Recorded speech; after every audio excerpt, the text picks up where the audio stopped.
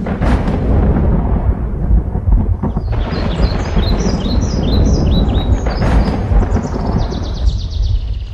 عليكم ورحمة الله وبركاته. إن الحمد لله نحمده ونستعينه ونستغفره ونعوذ بالله من شرور أنفسنا ومن سيئات أعمالنا. من يهده الله فلا مضل له ومن يضلل فلا هادي له. وأشهد أن لا إله إلا الله وحده لا شريك له وأشهد أن محمدا عبده ورسوله صلى الله تعالى عليه وعلى آله وصحبه وسلم تسليما كثيرا. أما بعد، فقد قال الإمام البخاري رحمه الله تعالى: باب التحريض على الصدقة والشفاعة فيها. قال حدثنا مسلم قال حدثنا شعبة قال حدثنا عدي عن سعيد بن جبير عن ابن عباس رضي الله عنهما قال: خرج النبي صلى الله عليه وسلم يوم عيد فصلى ركعتين لم يصلي قبل ولا بعد، ثم مال على النساء ومعه بلال فوعظهن وأمرهن يتصدقن فجعلت المرأة تلقي القلب والخرس। মহান আল্লাহ সমস্ত প্রশংসা, সালাত এবং সালাম নাজিল হোক প্রিয় নবী সাল্লাল্লাহু আলাইহি ওয়াসাল্লামের উপর। সম্মানিত ভাতৃমণ্ডলী, আজ মঙ্গলবার 4 রজব 1445 হিজরি মোতাবেক 16 জানুয়ারি 2024 আমাদের ধারাবাহিক আলোচনা সহিহুল বুখারী পর্ব নম্বর 10। ইমাম বুখারীর জাকাতের পর্বের অধ্যায় নম্বর হচ্ছে 21, হাদিস নম্বর 1431। বিষয়বস্তু হচ্ছে বাবু তাহরিজ আলা সাদাকাতি ওয়া শাফাআতি ফিহা। এই অধ্যায় হচ্ছে সাদাকার জন্য উৎসাহিত করা এবং দান খায়রাতের সাদকার জন্য কারো কাছে সুপারিশ করা সম্পর্কে, সুপারিশ করার জন্য উৎসাহিত করা। তাহলে দুটো বিষয়, একটা হচ্ছে মানুষকে দান সাদকা করার জন্য উদ্বুদ্ধ করা বা উৎসাহিত করা, ফজিলত বর্ণনা করা, গুরুত্ব আলোচনা করা যে আপনারা দান সাদকা করুন, আপনাদের উপকারে আসবে। দুনিয়ার এই উপকারিতা রয়েছে, পরকালে উপকারিতা রয়েছে। পরকালের উপকারিতা হচ্ছে জাহান্নাম থেকে বাঁচার গুরুত্বপূর্ণ একটি উপায় হচ্ছে দান সাদাকা। ইত্তাকুন নার ওয়ালাউ বিশিক্কি তামরা।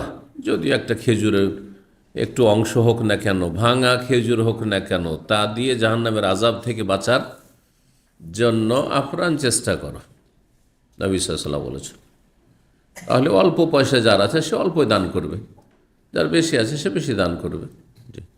যার যেরকম ইখলাস থাকবে এবং অবস্থা থাকবে, অবস্থা অনুযায়ী আল্লাহ রাব্বুল তাকে বেশি নেকি দেবেন। 10 থেকে শুরু করে 100 থেকে 700 তারও বেশি আল্লাহ নেকি দিতে পারেন একটা খেজুর দান করে। একটা খেজুর দান করে কেউ 10টা খেজুরও সওয়াব পাবে, কেউ 100টি খেজুরও পাবে, কেউ 700 পাবে, কেউ তারও বেশি পাবে। জি, তো আখিরাতের ফলাফল জাহান্নাম থেকে বাঁচতে পারলেন তাহলে জান্নাত পাবেন ইনশাআল্লাহ। দান খায়রাত করলে জান্নাত পাওয়া যায়, জাহান্নাম থেকে রক্ষা পাওয়া যায়। দুনিয়ার বহুমুখী ফায়দা রয়েছে, তার মধ্যে বেশ কিছু বিষয় যেগুলো হাদিসে এসছে সেটা সংক্ষেপে কে বলতে পারেন? দুনিয়ার কি ফায়দা? দুনিয়াতে দান খায়রাত করলে কি লাভ? রিজিকে বরকত হয়। মা নাকাসা মালুন মিন সাদাকা। ধন সম্পদ কমে না দান খায়রাত করলে। জাকাত দিলেও কমে না, নফল দান খায়রাত করলেও কমে না, বাহ্যিক কমলো কিন্তু আসলে কমে না। অন্য দিক থেকে আল্লাহ উত্তম বিকল্প দেন। জি, চারিদিক থেকে বরকতের রাস্তা খুলে যায়। হ্যাঁ, বালা মুসিবত দূর হয়, হ্যাঁ, রোগ ভালো হয়। দাউ মারদাকুম বিসাদাকা। তোমাদের রোগীদের, অসুস্থদের চিকিৎসা করো দান খায়রাত করে।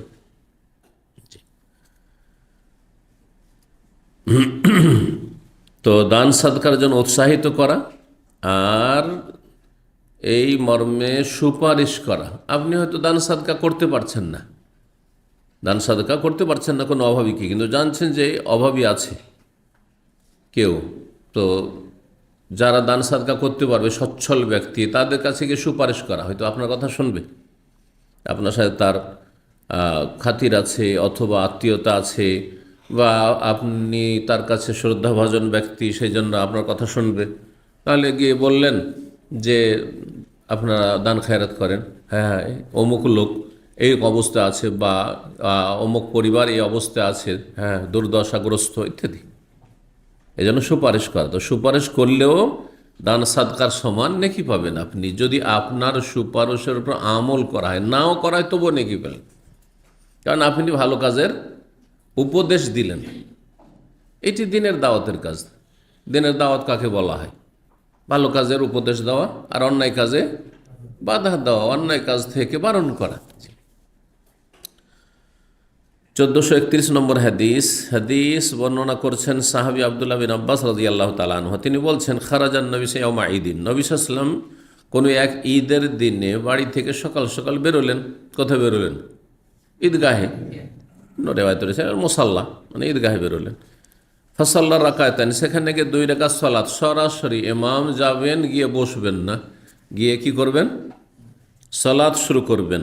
জি, লাম ইউসাল্লি ক্বাবলু ওয়ালা বাদু, এই 2 রাকাত ঈদের সালাতের আগেও কোনো সুন্নত নফল পড়েন নাই, ওয়ালা বা তারপরেও কোনো সুন্নত নফল পড়েননি। যেমন জোহরের আগেও সুন্নাত, পরে সুন্নাত, ঠিক না?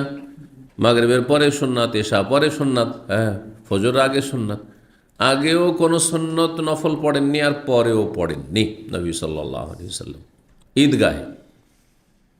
কিন্তু ঈদগাহ যদি মসজিদ হয়, মানে ঈদগাহে ঈদ হচ্ছেন না, ঈদ কোথায় হচ্ছে? মসজিদে, তখন মাসলা ভিন্ন হবে। মসজিদ হওয়ার কারণে যেহেতু মসজিদে বসতে যাচ্ছেন, সেই জন্য কী করবেন? তাহিয়াতুল মসজিদ, মসজিদ সালামি সালাত পড়বেন, নামাজ পড়বেন। এর নাম হচ্ছে তাহিয়াতুল মসজিদ, দখুল মসজিদ নয়। দেশীয় কথাবার্তা পরিত্যাগ করুন, যেগুলো চলে আসছে ভুল পরিভাষা। দখুল মসজিদ কোনো ভাষা ফেকার কেতাবে নেই। মসজিদের সালামি, মানুষের সাথে দেখা হলে সালাম দোয়া করেন, মসজিদের একটা সম্মান আছে, মানুষকে সালাম করেন কেন? দোয়া হইলেও তার সাথে সম্মান প্রদর্শন করা হইল। তো মসজিদের একটা সম্মান আছে, মর্যাদা আছে, আল্লাহর ঘর, আপনি ঢুকছেন এমনি এমনি বসে যাবেন। যে মানুষের বাড়ি গেলে খালি হাতে যান না, আইব দোষের কথা। শ্বশুর বাড়ি যাবেন আর খালি হাতে গিয়ে ঢুকে পড়বেন, হ্যাঁ মিষ্টি বাঁধছেন, না ফল ফ্রুট, হ্যাঁ কিছু বাঁধছেন, আরও কিছু। জি, তো ঠিক ওই রকমই মসজিদের যে তাহিয়া, এটা এইরকমই বিষয়। যারা বসলো তারা বেয়াদবি করলো, এটা দোষের বিষয়, আইবের বিষয়। জি, সুন্নাতে মুআক্কাদা।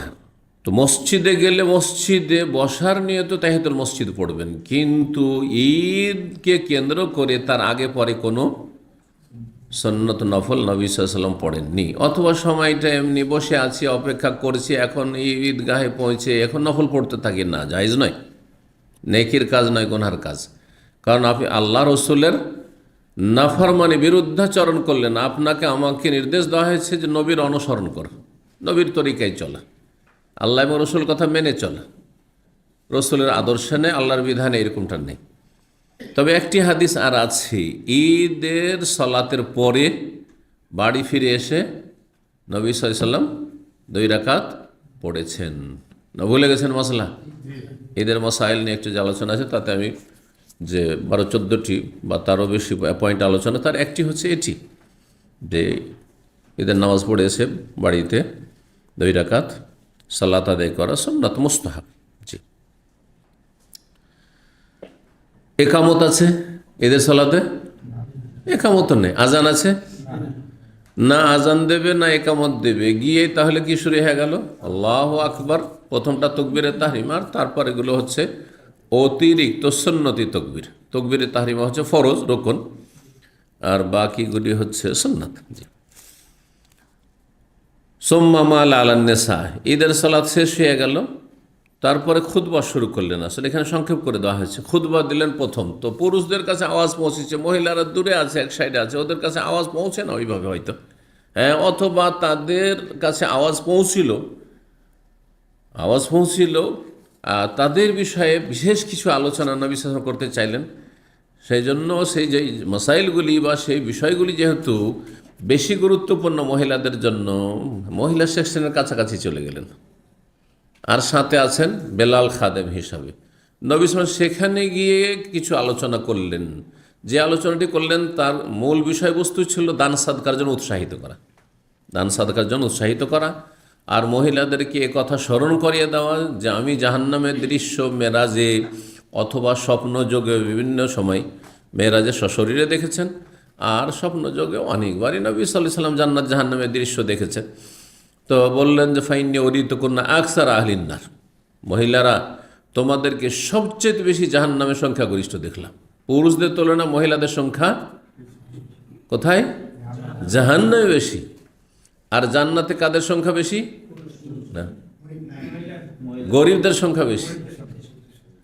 হ্যাঁ, জান্নাতে ধনী আর গরিব দুই ভাগ করে ধনীরা অধিকাংশ জাহান্নামে যাবে, কারণ হিসাব দিতে পারবে না সেই জন্য। কারণ যারা রাতারাতি বড়লোক হয়েছে, কেউ হালাল পয়সা দিয়ে রাতারাতি বড়লোক হইতে পারে না, সব হারাম পয়সা। যারা খুব দ্রুত রাতারাতি হয়, হিরোইন, গাঁজা আর বিড়ি, সিগারেট আর দুই মদ আর কত রকমের হারাম অবৈধ ব্যবসা, বেইমানি, আত্মসাৎ, জবরদখল ইত্যাদি এগুলো করেছে। তার ফলে নামাজ রোজা তৌহিদ দিয়েও আপনি জান্নাতে সরাসরি যেতে পারবেন না। জেল খাটেন, জাহান্নামে জ্বলেন। জি। তো গরিবদের হিসাব সহজ। আল্লাহ গরিবদেরকে জাকাতের কথা জিজ্ঞাসাই করবে না। আল্লাহ কি জিজ্ঞাসা করে? জাকাত দেবো, পয়সা তো ছিল না। হজ উমরা আল্লাহ ওর কাছে হতে যেতে পারিনি আমরা, বিনা হিসাব, ওগুলো কোনো হিসাবই নেই। তো দুটো বাদ গেল, ইসলামের 5টা রুকনের 2টোই বাদ গেল। জিজ্ঞাসাই করবে না ওদেরকে আল্লাহ রাব্বুল আলামিন। জিজ্ঞাসা করবেন তোমার তৌহিদ ঠিক আছে না, তুমি মাজারপন্থী পীর পূজারি, মাজার পূজারি ছিল। এইখানে ফেসে গেলে আমাদের দেশের মানুষরা কিন্তু ফেসে যাবে। গরিবরাই বেশি কিন্তু মূর্খ পীরের মুরিদ। একদম খেতে পায় না, তারপরে নজরানা নিয়ে পীর সাহেবের দরবারে হাজির। ওই তাদের হাসরের মাঠের কল্পিত ভ্রান্ত ওই জাহাজে চড়ার জন্য জাহান্নামে চলে যাবে। তৌহিদ শেষ। এই জন্য তৌহিদ ঠিক রাখতে হবে, আল্লাহর একত্রে যেন ঠিক থাকে, শিরক না থাকে, আকীদায় বড় বিদাত না থাকে। ছোট বিদাতেও বাঁচতে হবে, সেটাও হারাম, কিন্তু বড় বিদাত থাকলে জাহান্নামে নিশ্চিত যেতে হবে এবং চিরস্থায়ী হইতে পারে। জি। তো তৌহিদ সম্পর্কে, লা ইলাহা ইল্লাল্লাহ সম্পর্কে, তৌহিদের রুবুবিয়ত, উলুহিয়ত, আসমা সিফাত, শিরক থেকে, বড় শিরক ছোট শিরক থেকে বেঁচে ছিলে কি না, তাবিজ শরীরে তাবিজ ছিল নাকি, এইসব হিসাব হবে। এসব হিসাবে হলো। এটা তো যদি পাশ করে নাই, যারা সহিহ আকীদা মাশাআল্লাহ বুঝছে, সুন্নত বুঝছে, তারা তো এটাতে পাশ করেনি, কারণ তারা শিরক বিদআত করেনি। তার যারা কোরআন সুন্নাহর অনুসারী সালাফি আহলুল হাদিস, তাদের জন্য এই হিসাবটা অনেকটা সহজ। কিন্তু তাদের সমাজে যারা বেনামাজি আছে, কিসের তৌহিদ আছে? তৌহিদ মানে আল্লাহর একত্রের সাথে ইবাদত করতে, ইবাদতই করেনি, তো এখানে ফেল। তৌহিদ মানে শুধু এই নয় যে মাজারে বিশ্বাসী নয় আর পীরে বিশ্বাসী নয়।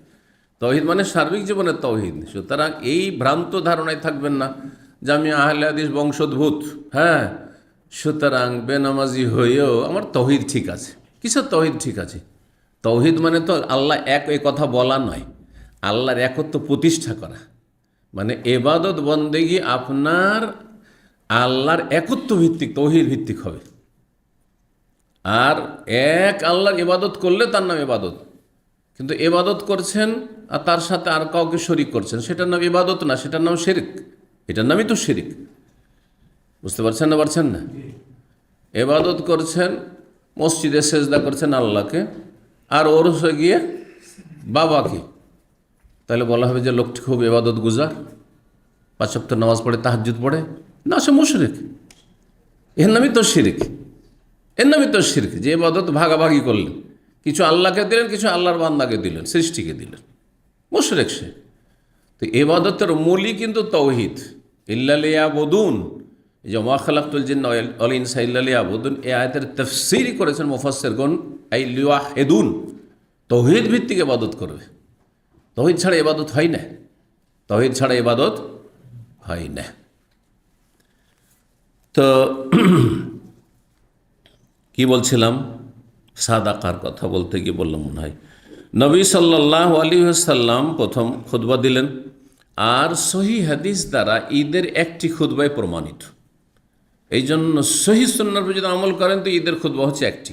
আহলে হাদিস ঈদগাহগুলিতে সাধারণত একটি খুতবা হয়, তবে কেউ 2টি খুতবা দেয়। 2টি খুতবা সম্পর্কে কিছু হাদিস আছে দুর্বল, আর একটু টেনে 2টি খুতবা, যেমন আরব দেশেও, সৌদি আরবে 2টো খুতবা আছে, মাঝখানে বসছে না, সেটা যারা জায়েজ বলেছে বলছে যে ওই যে নবী সাল্লাল্লাহু আলাইহি ওয়াসাল্লাম মহিলা সেকশনে গেলেন, তারপরে একটা আলোচনা করলেন, ওইটা সানি খুতবা, দ্বিতীয় খুতবার মানে কায়েম মোকাম, হ্যাঁ জায়গায়, তাহলে হয়ে গেল দুটো খুতবা।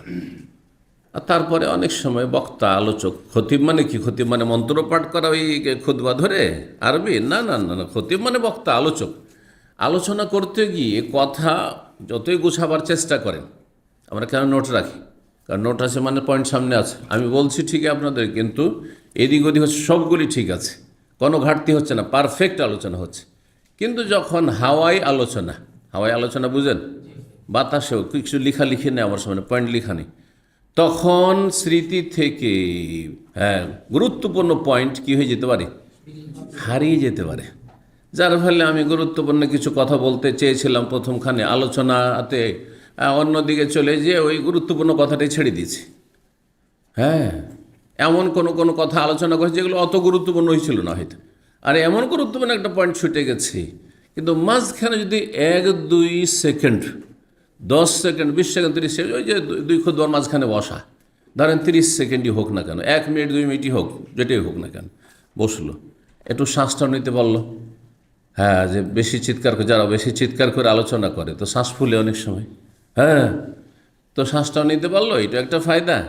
আর যেসব কথাগুলো গুরুত্বপূর্ণ ছিল ছুটে গিয়েছে, এখন সেগুলির কি করতে পারলো?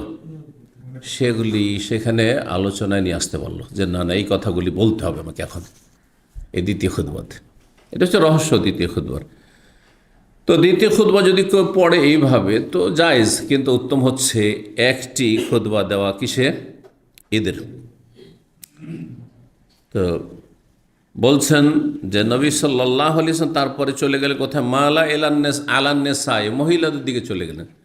এখান থেকে আরেকটি মশলা বোঝা যায় যে কোন পুরুষ বক্তা, পুরুষ আলেম মহিলাদের মাঝে বক্তব্য করতে পারবে, কিন্তু পর্দা থাকতে হবে। হয় পর্দা দুই রকম, একটা পর্দা হচ্ছে যে পর্দার আড়াল থেকে অনেক সময় বক্তব্য করলে হয় কি, যে ওইদিকে মোবাইল টিপি করছে, তো দেখে না ওদেরকে, অথবা কল করছে, ওই ধরে 4 তলাতে মহিলারা আছে, সেখানে যদি তারা যদি গোটা সংসারের সব গল্প সেরে দেয়, দুঃখ সুখের সব গল্প চলছে, আমরা কিছু জানতে পারছি কি?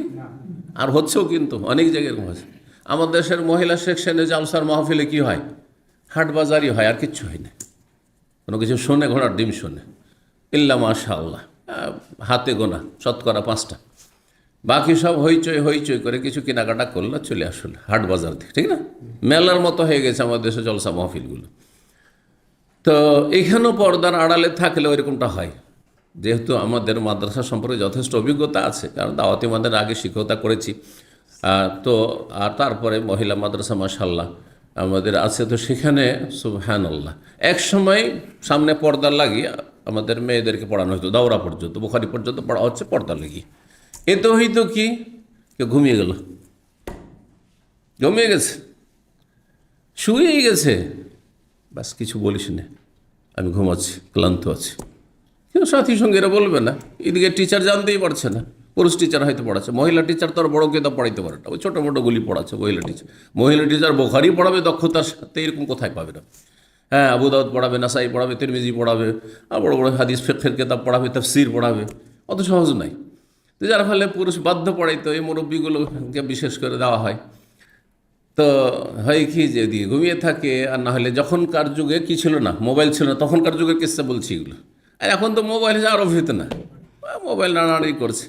এইখানেও জুমার দিন খবর পাচ্ছি, আপনারা মহিলাদের থেকে কম না, সামনে ওই 300 লোকের মাঝে বেশ কিছু লোক আছে আমাদের পুরাতন ভাইয়েরা, মোবাইল টিপছে, মোবাইল দিয়েও মেসেজ দিচ্ছে, মেসেজ রিসিভ করছে, ও দেখছে, এগুলো করছে। এই গত সপ্তাহে খবর হলাম। নতুন লোকরা তাহলে কি করতে পারে? এর চাইতে খারাপ করবে তাহলে, কারণ ওদের কাছে দিনের কথার গুরুত্ব বা কতটা আছে, নতুন এসছে এখন, জি, তাহলে এটা তো ভালো চরিত্র নাই। দেখা গেল যে লেখাপড়া করছে না, ভালো রেজাল্ট হচ্ছে না, আর মহিলা মাদ্রাসাতে শিক্ষার মান ওপরে উঠছে না, ভালো ওস্তাদ রেখেও মেয়েরা পর্দার আড়ায় ঘুমাচ্ছে। তখন আর একটা পর্দার তরিকা হচ্ছে বোরকা পরে বসে, নেকাব লাগিয়ে আপনাদের মতো সামনে বসে আছে, নেকাব লাগিয়ে বসে আছে আর পড়াশোনা করছে। তাহলে দেখা যাচ্ছে কেউ ঘুমাচ্ছে না, কেউ মোবাইল টিপাটিপি করছে না, করবে না সহজে উস্তাদের সামনে। ঠিক আছে, এটা একটা পর্দা। তো এইরকম যদি প্রয়োজন হয় আর পুরুষ বক্তার আলোচনা বা আলেমের আলোচনা মহিলাদের সামনে পেশ করা হয়, যায়। নবী সাল্লাল্লাহু আলাইহি ওয়াসাল্লাম গেলেন ওখানে, সেখানে কি পর্দা টানা ছিল?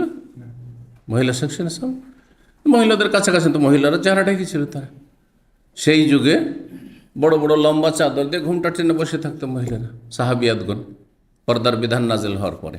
জি, তো পর্দার দুটো তরিকা, হয় পর্দার আড়াল থেকে কথা বলবেন, আর না হলে বোরখা পরে। ধরেন নিকট আত্মীয়দের সাথে অনেক সময়, নিকট আত্মীয় কিন্তু গায়ের মাহারাম, নন মাহারাম, কথা বলতে হয় অনেক সময়।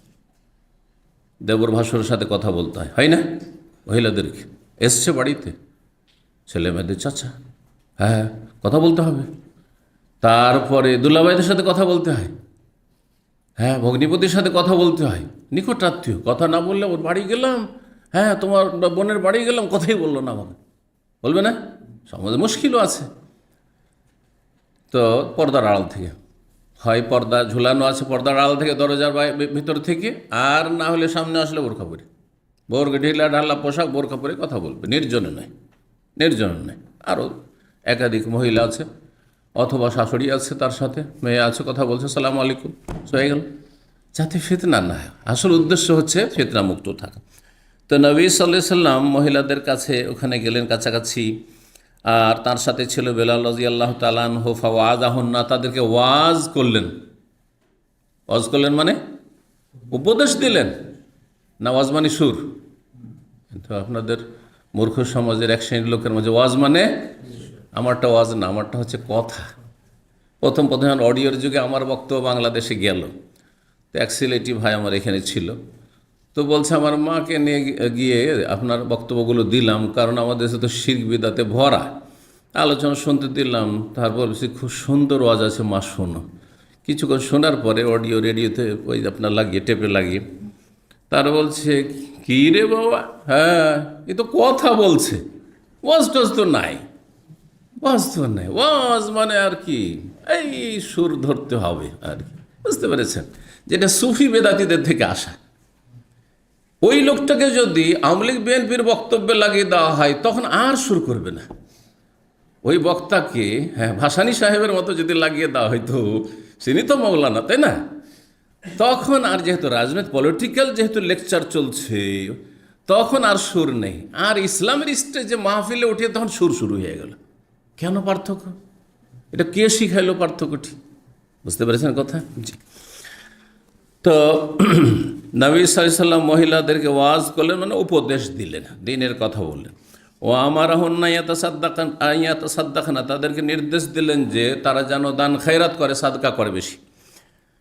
আর সেখানে লম্বা আরও হাদিস রয়েছে যে নবী সাল্লাল্লাহু আলাইহি ওয়াসাল্লাম বললেন যে তোমরা কে জাহান্নামে সবচেয়ে বেশি দেখেছি, সুতরাং জাহান্নাম হতে বাঁচার তোমরা চেষ্টা করো। আর তারপরে মহিলার জিজ্ঞাসা করল, ইয়া রাসূলুল্লাহ, আমরাই বা কোন দোষ করলাম যে আমাদের সংখ্যা জাহান্নামে বেশি? তখন নবী সাল্লাল্লাহু আলাইহি ওয়াসাল্লাম দুটো কারণও বলেছিলেন। জি, মহিলারা আবেগী বেশি, আর আবেগ যার যত বেশি তত বেশি হালকা হয়ে যায়। আবেগ যার যত বেশি তত বেশি তার ওজন হালকা হয়ে যায়, একটুতে লাফাইতে শুরু করে, হ্যাঁ ফুটবলের মতো, বুঝতে পেরেছেন? আর তখনই ভুল হয়, যে যত বেশি লাফাবে, হরকত করবে, তত বেশি তার ভুল হওয়ার সম্ভাবনা রয়েছে। কি বুঝলেন? হ্যাঁ। আর যে শান্ত সবসময়, স্ত্রী যদি আপনার খুব বদমেজাজি রাগী হয়, আপনি চুপচাপ শোনেন, ঠান্ডা শোনেন, কিছু উত্তর দিয়েন না। কিছুক্ষণ একবারে হঠাৎ করে যে কিছু কিছু সিজনে বর্ষা বৃষ্টি হয়, লম্বা বৃষ্টি হবে না, কিন্তু এমন বৃষ্টি আসলে মনে হচ্ছে যে বান বন্যা হয়ে যাবে, আর একদমের ঝমঝমে বৃষ্টির পর কিচ্ছু নেই, ঠিক না? হ্যাঁ, তর্জন গর্জনে শুধু শুনলেন কিছু মেঘমালার, ব্যাস ঠিক ওই রকমই চুপচাপ শুনে কিচ্ছু বলিয়েন না। আর কিছুক্ষণ পরে দেখবেন যে আপনার কাছে হ্যাঁ ক্ষমা চাইতে বাধ্য হবে, নিজেই মাফ চাওয়া শুরু করবে 5-10 মিনিট পরে। তাই করে ওই আপনার খড়ের আগুনের মতো দাউ দাউ করে চলেছে, আর সাথে সাথে নেমে আর আগুন খুঁজে পাওয়া যায় না। তো নবী সাল্লাল্লাহু আলাইহি ওয়াসাল্লাম দান খায়রাত করতে বললেন তাদেরকে। ফাজালাতিল মারআতু তুলকিল কুলবা আল খুরসা, তখন মহিলারা যে যা পারল, এমন কি অনেক মহিলার নিজের হাতের চুড়ি, কুলব হচ্ছে চুড়ি, চুড়ি বালা, এগুলোকে কুলব বলা হয়। অল খুরস, খুরস হচ্ছে দুল, হ্যাঁ, আপনার কানের গয়না, জি, এসব খুলে খুলে দিতে লাগলো। তাহলে বোঝা যাচ্ছে যে গয়না অলংকার দান করা এটি প্রাচীন যুগ থেকে চলে আসছে। যার কাছে যা আছে তা দিয়েই জাহান্নামের আযাব থেকে বাঁচার চেষ্টা করবে। 1432 নম্বর হাদিস। হাদিস আবু মুসা আশআরী রাদিয়াল্লাহু তাআলা আনহু বর্ণনা করছেন, বলছেন, কানা রাসূলুল্লাহ ইযা জাআহু সাইল, রাসূলুল্লাহর কাছে কোনো ভিক্ষুক যখন আসতো, আও তলেবাত এলাইহি হাজাতুন, অথবা তার কাছে কোনো প্রয়োজন পেশ করা হইতো, কেউ এসে বলে, ইয়া রাসূলুল্লাহ, আমার কোনো বাহন টাহন নেই, আর এই পাথরের ভূমিতে জমিতে পায়ে হাঁটতে পারছি না, চলতে পারছি না, কেউ নিজ বাড়িতে খাবার নেই, ইত্যাদি বিভিন্ন রকমের অভিযোগ আসত। নবী সাল্লাল্লাহু আলাইহি সাল্লামের কাছে কোনো প্রয়োজন পেশ করা হলে বলতেন অন্য অন্য সাহাবায়ে কেরামদেরকে, সাথী সঙ্গীদেরকে, যারা সবসময় নিয়মিত থাকছেন, বাইরে থেকে আসলো, ইয়া রাসূল একটা উট দেন আমাকে, আমার বাড়ি থেকে মদিনা আসার মতো কোনো কিছু নেই, পায়ে হেঁটে আর কত কষ্ট করে আসবো, হাঁটতে পারছি না। এইভাবে যখন চাইতেন, নবী সাল্লাল্লাহু আলাইহি ওয়াসাল্লাম বলতেন, ইশফাউ, তোমরা সুপারিশ করো, তোমরা কি করো? সুপারিশ করো, তুজারু, তাহলে তোমরা পুণ্য লাভ করবে বা তোমাদেরকে নেকি দেওয়া হবে। আজর থেকে তুজারু, আজর মানে নেকি, প্রতিদান, তোমাদেরকে এর প্রতিদান দেওয়া হবে। নবীর সামনে কেউ দরখাস্ত করলো, তখন নবীর সাথীর সঙ্গীগণ কে নবী সাল্লাল্লাহু আলাইহি ওয়াসাল্লাম আগে থেকে বলে রাখছেন, যখন কেউ কোনো কিছু চাইবে তোমরা সুপারিশ করবে, মাঝখান থেকে তোমার একটা নেকি হয়ে গেল।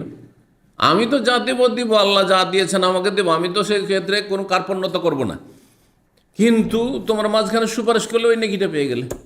আমি যা দিলাম, যা দিয়ে নেকি পেলাম, তুমি একটা সুপারিশ করে ওই নেকিটা পেয়ে গেলে। নেকির রাস্তা খুলতেন রাসূলুল্লাহ সাল্লাল্লাহু আলাইহি ওয়াসাল্লাম মানুষের জন্য, সুবিধা ফ্যাসিলিটিগুলো বলতেন, যেগুলো তোমাদের নেকি হাসিলের সুযোগ সুবিধা আছে, ফ্যাসিলিটি আছে। ইশফাউ, তোমরা সুপারিশ করতে থাকো, তুজারু, তোমরা পুণ্য লাভ করতে পারবে। ওয়ায়াকদিল্লাহু আলা লিসানি নবীহি সাল্লাল্লাহু আলাইহি ওয়াসাল্লাম মা শা, মহান আল্লাহ রাব্বুল আলামিন তার নবী সাল্লাল্লাহু আলাইহি সাল্লামের মোবারক জবান দ্বারা যা চাইবেন তার চূড়ান্ত ফয়সালা করবেন। অর্থাৎ চূড়ান্ত সিদ্ধান্ত রাসূলুল্লাহ সাল্লাল্লাহু আলাইহি ওয়াসাল্লামের, কাকে দেব না, কাকে কতটা দেব, আর দিতে পারবো কি পারবো না, যা চেয়েছে সেটা দেওয়া সম্ভব হবে কি না, আছে কি না আমার কাছে, ইত্যাদি। এটা আল্লাহর ফয়সালা। আল্লাহ রাব্বুল নবী সাল্লাল্লাহু আলাইহি সাল্লামের জবান মোবারক যেটা বের করে দেন, দাও, একে দিয়ে দাও, যাও একটা উট দিয়ে দাও।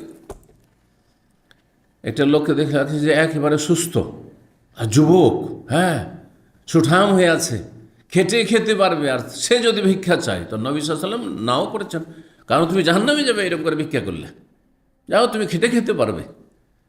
কিন্তু একজন মহিলা যদি হয়, হ্যাঁ, মহিলার উপার্জন ফরজ নেই, যদিও যুবতী হোক তাকে দিতে হবে, হ্যাঁ।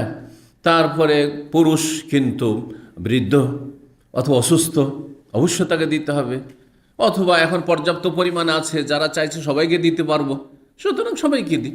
জি, যার বেশি প্রয়োজন তাকে বেশি দেওয়া, কাকে বেশি দেওয়ার প্রয়োজন রয়েছে এবং সেখানে উপকার রয়েছে, সেটা নবী সাল্লাল্লাহু আলাইহি ওয়াসাল্লামের সিদ্ধান্ত, আল্লাহ চূড়ান্ত ফয়সালা নবী সাল্লাল্লাহু আলাইহি ওয়াসাল্লামের মাধ্যমে করাবেন, এই কথা বলছেন। কিন্তু তোমরা তোমাদের কাজ করে যাও, সুপারিশ করো, সুপারিশ করো, কিন্তু সুপারিশ ভালো কাজে করবেন না মন্দ কাজে? দোষীকে শাস্তি মুক্ত করার জন্য যদি সুপারিশ করেন, থানাতে ধরে নিয়ে গেছে চোরকে অথবা লম্পটকে, হ্যাঁ, সে আসলে অপরাধী, আর তারপরে যেহেতু আপনার নিকট আত্মীয় অথবা আপনার দলের লোক, সেই জন্য গিয়ে হাজির সাথে সাথে, না, এই আসামিকে ছাড়তে হবে, এই আসামিকে ছেড়ে দেন, হ্যাঁ, আমাদের অনুরোধ, এই আসামিকে ছেড়ে দেন, জায়েজ? চেয়ারম্যান সাহেবের কথা ফেলতে পারবে না, কারণ এলাকাতে চাকরি করতে হবে, না হলে এমন তার বিরুদ্ধে কি করে কমপ্লেন দিবে যে তাকে দিবে কোন বন জঙ্গলে, তাকে ট্রান্সফার করে দিবে হয়তো, বুঝতে পারছেন?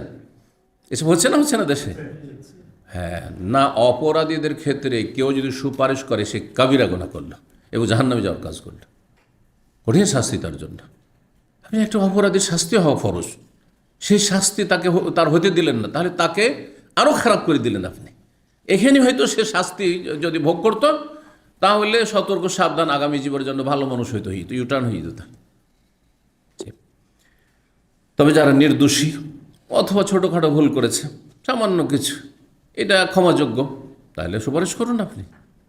অথবা কারো কিছু পাওয়ার জন্য, ধরেন নেতার কাছে কিছু পাওয়ার জন্য, একটা চাকরির জন্য কেউ গেছে, কোনো একটা প্রয়োজনের জন্য গেছে, যারা নেতা মাথা, যাদের কাছে বাজেট রয়েছে ইত্যাদি, যারা দায়িত্বশীল, তাদের কাছে সুপারিশ অবশ্যই শরীয়তের বিধান। কিন্তু সুপারিশ যোগ্য যেই ব্যক্তি, তার জন্য সুপারিশ করবেন। যার ক্ষেত্রে সুপারিশ করা শরীয়তে অন্যায় হবে, জুল হবে, তার ক্ষেত্রে সুপারিশ করা হারাম। 1433 নম্বর হাদিস বর্ণনা করছেন আসমা রাদিয়াল্লাহু তাআলা আনহা। আসমা রাদিয়াল্লাহু তাআলা আবু বকর রাদিয়াল্লাহু তাআলা আনহর বড় মেয়ে। বলছেন তিনি যে কাল আলীন নবী সাল্লাল্লাহু আলাইহি ওয়াসাল্লাম, নবী সাল্লাল্লাহু আলাইহি ওয়াসাল্লাম আমাকে বললেন বিশেষভাবে। তো আসমা নবী সাল্লাল্লাহু আলাইহি ওয়াসাল্লামের বড় শালিকা ছিলেন। জি, আয়েশা সিদ্দিকা রাদিয়াল্লাহু উম্মুল মুমিনিন, তিনি বোনদের মধ্যে ছোট, আর আসমা বড়।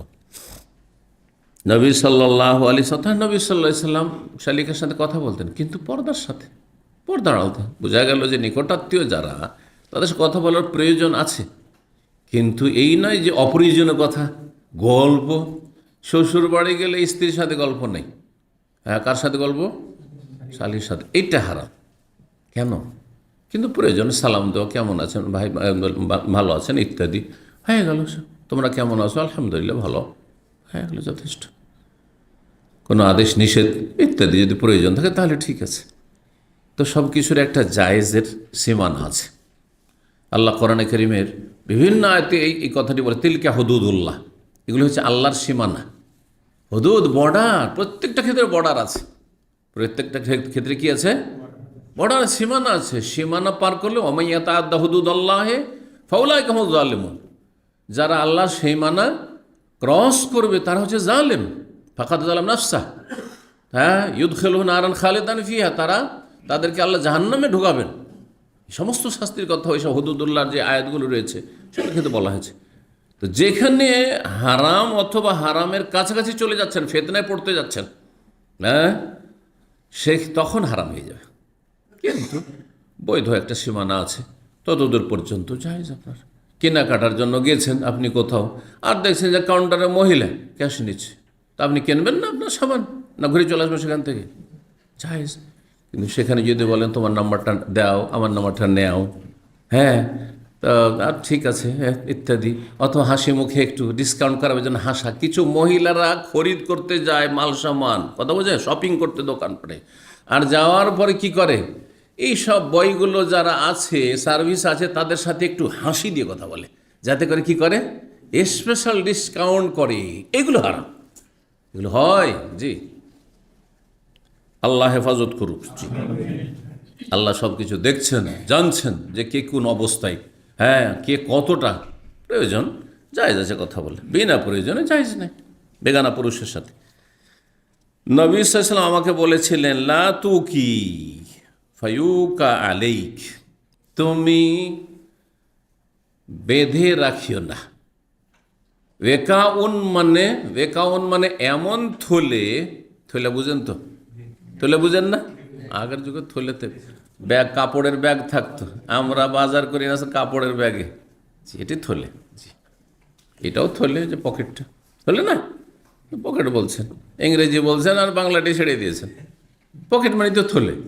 জি,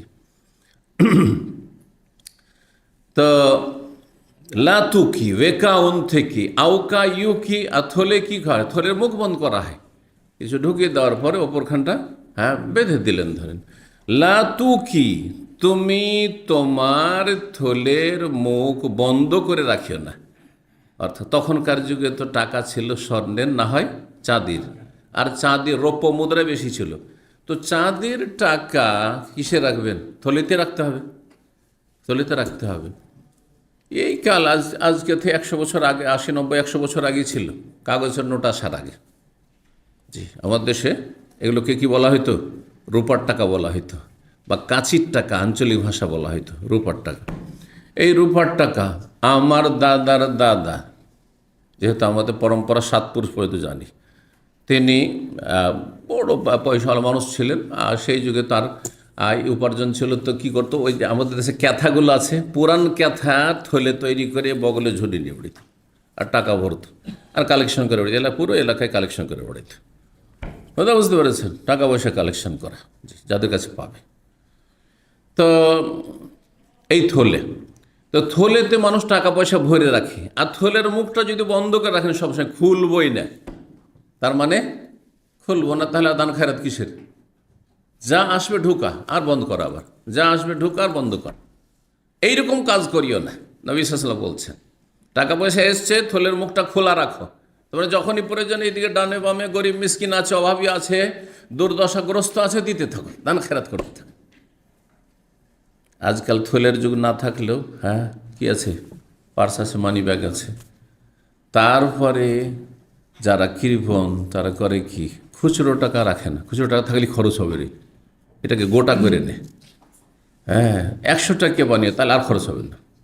আর ওটা 500 করলে এত মায় 500 টাকা আছে, টাকা পয়সা নেই, ও ঢুকিয়ে দিল ভিতরে 500 টাকা, থাক জমা থাক স্টক। তাহলে দান করবে কোত্থেকে? 10 টাকা 5 টাকা দান করা প্রয়োজন হয়েছে, সবসময় 100 টাকার নোট, 5 টাকা 10 টাকা রাখবে না। মসজিদে বেরোচ্ছে বা কোথাও যাচ্ছে, গরিব মিসকিনের সামনে পড়েছে, ভাই খুচরা টাকা নেই আমার কাছে, খুচরো টাকা পয়সা নেই, ও দান করতেই হবে না। তো এইরকম অসৎ নিয়ত যেন না থাকে, আমি দান খেরাত করব না, কৃপণ বখিল আর থলে বন্ধ করে রেখেছি, খুচরো টাকাকে সব সময় গোটা করে নিচ্ছি, এমনটা করিও না। না হলে আল্লাহ কি করবেন, এর শাস্তি ফাইয়ুকা আলাইক, তোমার জন্য আল্লাহ রব্বুল আলামিন আল্লাহর যে রিজিকের থলে আছে সেটাকেও কি করবেন, আবদ্ধ করে রাখবেন, বন্ধ করে রাখবেন, তারও মুখ বন্ধ রাখবেন। মানে আল্লাহ রিজিক দিবেন না, ফকির মিসকিন খরচ করছেন না, এই জন্য আল্লাহ বরকত ছিনিয়ে এনেছেন, দিচ্ছে না। আর অভাব, দিনের দিন অভাবী হয়ে যাচ্ছেন, দিনের দিন অভাবী হচ্ছে। কিন্তু যারা দিচ্ছে আল্লাহ আরও রাস্তা খুলছে, আরও রিজিকের রাস্তা খুলছে, প্রশস্ত করছে, আল্লাহ দিতেই আছে। সত্যি বাস্তব। আমরা প্রত্যেকেই দেখবেন যে যখন আপনার বিয়ে হয়নি তখন টাকা পয়সা বেশি বাঁচাইতে পারতেন না, অথচ একাই ছিলেন, নিজের পেট নিয়েই চিন্তা ছিল, বাপের হোটেল ছাড়া আর বড় ভাইয়ের হোটেল ছাড়া কোনো উপায় ছিল না। যারা ছোট ভাই তারা বাপের পরে ভাইয়ের হোটেলে অনেকদিন খেয়েছেন ফ্রি ফ্রি। আর তারপরে স্ত্রী হইল, তখন একটু সেভ হইতে লাগলো, বাঁচতে শুরু হইল টাকা পয়সা। যত ছেলে মেয়ে হচ্ছে সংখ্যা তো বেড়েই যাচ্ছে, তাহলে তো আরও অভাব চলে আসা উচিত, তাই না? বাহ্যিক যদি আপনি যারা বস্তুবাদী তাদের চিন্তা চেতনা থেকে চিন্তা করেন, তাহলে জনসংখ্যা, একসময় আমি একাই ছিলাম, এখন আমার ফ্যামিলি মেম্বার কমপক্ষে 10টা ধরেন, তো এতগুলি খরচ কোত্থেকে আসছে? লোকটা তো আমি সেই, বরং তখন আমি যুবক ছিলাম। চিন্তা করুন আপনি তো রবের পক্ষ থেকে। এই জন্য কোরআনে কারীম আল্লাহ কি বলছেন, অফিস সামায় রিজকুকুম, রিজিক কোথায় আছে? আকাশে তোমাদের রিজিক রয়েছে। দুনিয়া আল্লাহ রিজিকে রাখেননি, না হলে জালেম শাসকরা অনেকে খেতে দিত না, মনের উল্টা হলে খেতে দিত না, জালেম সমাজপতি আমাদেরকে খেতে দিত না, বাস করতে দিত না, ঠিক আছে? জালেম দায়িত্বশীল যারা সমাজে রয়েছে তারা খেতে দিত না, আমাদের রিজিক কেড়ে নিত জমিনে থাকলে। কিন্তু জমিনেই রাখিনি আল্লাহ রাব্বুল আলামিন, সবার রিজিক আকাশের উপরে, যেখানে যাবেন ওখানে পড়বে গিয়ে রিজিক ওখানে। কিন্তু তার মানে যে ঘুমিয়ে থাকলে চলে আসবে আপনার বাড়িতে, কখন আসবে না। নবী রসুলগণের আসেনি, নবী রসুলগণকেও কী হয়েছে, রিজিকের জন্য এদিক সেদিক বের হতে হয়েছে, প্রচণ্ড ক্ষুধার্ত নবী সাল্লাল্লাহু আলাইহি সাল্লাম। আর দুপুরে প্রখর গরম রোদ, সেই সময় বাড়ি থেকে বেরিয়ে গেছেন, খিদার চোটে আর থাকতে পারছেন না। হাদিস শুনেছেন করে যে হাদিস, জি। বাইরে বেরোচ্ছেন, দেখছি আবু বকর সিদ্দিক রাদিয়াল্লাহু তাআলা তিনিও এই রোদে বেরিয়ে এসছেন। আরে আবু বকর, তুমি কেন বেরিয়ে এসছো? আল জু ইয়া রাসূলুল্লাহ, ক্ষুধার তাড়নে বাড়িতে আর থাকতে পারছে না, ছটপট করছে, থাকতেই পারছে না। মানুষ, ফেরেশতা নয়। আর এদের মতো দাজ্জাল মিথ্যুক নয়, এই সুফিদের মতো যে 12 বছর জিকির খেয়ে শুধু বেঁচেছে। কোন কিতাব আছে জানেন? জানা আছে? জি, এই যে হক্কানি পীর চরমনাই তাদের কিতাব আছে, মাওয়াইজে কারিমিয়া, আশেক মাসুক, এই কি দুটি কিতাব পড়বেন। আমি 3টি কিতাবের আলোচনা করেছিলাম, একটা ভেদে মারেফাতে আদে খোদা, আরেকটা হচ্ছে আশেক মাসুক, আরেকটা হচ্ছে মাওয়াইজে কারিমাই। তো ভেদে মারেফাতে নাই, এই দুটো কিতাবের করে একটা কিতাবে আছে যে একজন পীর নাকি সে আল্লাহর এত পীরে কামেল ছিল যে সে 12 বছর শুধু জিকির সুবহানাল্লাহ সুবহানাল্লাহ করে বেঁচেছে, না পানি খেয়েছে না খাবার খেয়েছে। বলেন কথা সত্য? কথা সত্য হলে নিজেকে পরীক্ষা করেন। আপনাকে 12 বছর থাকতে হবে না, 12টা দিন থেকে থাকেন, শুধু যান, আপনাকে একটা ঘরে বন্ধ করে দিচ্ছি, 12টা দিন থাকেন। যারা পীর ভক্ত তাদেরকে বলছি, বেশি থাকতে হবে না, 12টা দিন জিকির খেয়ে বাঁচেন। আপনি বলছে আমি বাঁচতে পারবো না, ঠিক আছে, আপনার ওই বড় পীরকে নিয়ে আসেন, আপনার হক্কানি পীর যে বেঁচে আছে ওকে নিয়ে আসেন। মরে যাওয়ার কিচ্ছা কাহিনী শোনাবেন না, কারণ এগুলো দাজ্জালের কিচ্ছা কাহিনী, এগুলো হচ্ছে উপন্যাস, এগুলো হচ্ছে কাল্পনিক কথা। যে বেঁচে আছে, যে বর্তমান চরমনে ওকে নিয়ে আসে যে তোমাদের কিতাবে যেহেতু আছে, সুতরাং আসো, তোমাকে 12 বছর জিকির খেয়ে বাঁচতে হবে না, 12টা দিন জিকির খেয়ে বাঁচতে হবে। ইসলামিক সেন্টার একটা রুমে বন্ধ রাখবো। কথা বোঝা গেছে? যদি সে 12টা দিন পরে সুস্থ থাকে তাহলে আমি মরিদ হব, আমি বলছি শেখ মতিউর রহমান মরিদ হব আমি। বোঝা গেছে? খালাস, যা নিয়ে আসেন, আর না হলে তওবা করে ফিরে আসেন এই পীর মুরিদি থেকে। জি, তো হাদিস কি বলছিলাম? ফায়ুকা আলাইক, যদি তুমি কৃপণতা বশত তুমি তোমার টাকা পয়সা ধন সম্পদের থলেকে তুমি বেঁধে রাখো, গরিব মিসকিনকে দান খায়রাত না করো, ফায়ুকা আলাইক, আল্লাহ কিন্তু তার রিজিকের যে ভান্ডার রয়েছে সেটাকে তোমার সামনে বন্ধ রাখবেন, তোমাকে আল্লাহ রিজিক দিবেন না, রিজিক তোমার কমে যাবে। অন্য আরেকটি রিওয়ায়াতে রয়েছে, বর্ণনা করছে লা তুহসি, নবী সাল্লাল্লাহু আলাইহি ওয়াসাল্লাম বলেছেন যে তুমি দান খায়রাত না করে গুণে গুণে রাখিও না। এহসা মানে গুণে গণনা করে রাখা। এই জন্য অনেক ওলামারা বলেছেন যে একটা টাকা বারবার করে যখন তখন গণনা করা এটা অপছন্দনীয়। নতুন নতুন যখন টাকা পয়সা ইনকাম করতে লাগে, বুঝতে পেরেছেন, প্রথম এসে সৌদি আরবে রিয়াল ইনকাম করা শুরু করেছেন, আর কিছু টাকা জমেছে, আর 2-4 দিন 5 দিন পর পর দেখি কতটা আছে, দেখি কতটা আছে, বারবার গুনছেন, একটা টাকা না, একবার থেকে 2বার গণনা করলেন কনফার্ম হওয়ার জন্য যে টাকাটা অ্যামাউন্টটা পরিমাণটা ঠিক আছে কিনা। কিন্তু যদি প্রতিদিন একবার করে টাকাটা বের করছেন, 10-20 হাজার 50 হাজার জমা হয়েছে, মাশাআল্লাহ, দেখি একটু গুনে দেখি, আবার দেখি একটু, 2-4 দিন পর পর আবার গণনা করছেন, এটা অপছন্দনীয়। হেতে হবে কি আপনি দুনিয়ামুখী হয়ে যাবেন, দুনিয়াকে কামড়িয়ে ধরবেন, আখিরাত থেকে দূরে সরে যাবেন ধীরে ধীরে। আর পয়সার লোভ অন্তরে এমন চলে আসবে যে পয়সা তখন আর খরচ করতে পারবেন না, আপনি কৃপণ হয়ে পড়বেন আপনি। এটা তো অপছন্দনীয়। কিন্তু যদি আর একটু এগিয়ে এই পর্যায়ে চলে যান যে প্রতিটি টাকা যেমনই আসলো ঢুকা, আর তারপরে গণনা করে রাখা, এই যে বাড়লো, এই বাড়লো, এই বাড়লো, একটা পয়সা খরচ করছেন না আপনি, দান খায়রাত করছেন না, একটা টাকা দান খায়রাত করছেন না, শুধু গণনা করে ঢুকাচ্ছেন, টাকা ঢুকাচ্ছেন, শুধু জমা রাখছেন। লা তুহসি, দান খায়রাত না করে, মোটেই দান খায়রাত না করে, গণনা করে টাকা পয়সা রাখিও না, গুনে গুনে রাখিও না, ফায়ুহসিল্লাহু আলাইক, আল্লাহ তোমার সামনে টাকা পয়সাকে, ধন সম্পদকে, রিজিককে গণনা করে রেখে দেবেন, তোমাকে না দিয়ে দেবেন না আল্লাহ তোমাকে, রিজিকের রাস্তা বন্ধ হয়ে যাবে। ভালো ভালো মানুষ ভালো চাকরি করত, আর তারপরে এত কৃপণের কৃপণ, জীবনে একটা পয়সা দান করবে না। সুবহানাল্লাহ, কিভাবে যে তাদেরকে চলে যেতে হয়েছে, এই রিজিকের রাস্তা বন্ধ হয়ে এক্সিট চলে গেছে। এক লোকের কাছে 4-5 লক্ষ রিয়ালের মালিক সে, তাকে ইফতার ক্যাম্পে আমাদের সম্মিলনে আমাদের দিনী ভাইরা বলেছে যে আপনাকে তো আল্লাহ যথেষ্ট কন্ট্যাক্ট নিত, যথেষ্ট পয়সা দিয়েছে, তো কিছু দেন আপনি। তো 50টা রিয়াল বের করে দিয়েছে, আজকে তো 7-8 বছর আগের কথা বলছে। মিলিয়নের মালিক না, 5 লাখ মানে $500,000, তাই না? সেই লোকটি চিন্তা করেন, আর যার শিক্ষাগত কোনো যোগ্যতাও নেই, এমন নয় যে সে বিশাল কিছু ইনভেস্টার, সেই জন্য সে এত টাকার মালিক হয়েছে। আল্লাহ দিয়েছে, আল্লাহ শুকরিয়া আদায় করা উচিত ছিল।